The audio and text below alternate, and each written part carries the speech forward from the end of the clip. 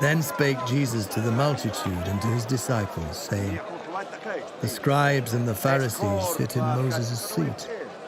All therefore whatsoever they bid you observe, that observe and do.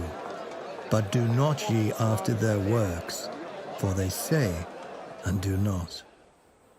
For they bind heavy burdens and grievous to be borne, and lay them on men's shoulders, but they themselves will not move them with one of their fingers.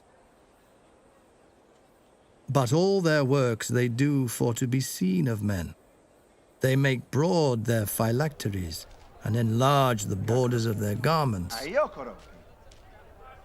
And greetings in the markets, and to be called of men, Rabbi, Rabbi. But be ye not called Rabbi, for one is your master, even Christ, and all ye are brethren.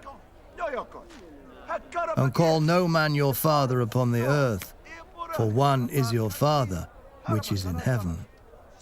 Neither be ye called masters, for one is your master, even Christ.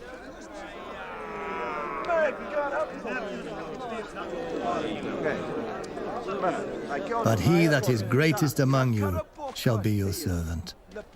And whosoever shall exalt himself shall be abased, and he that shall humble himself shall be exalted.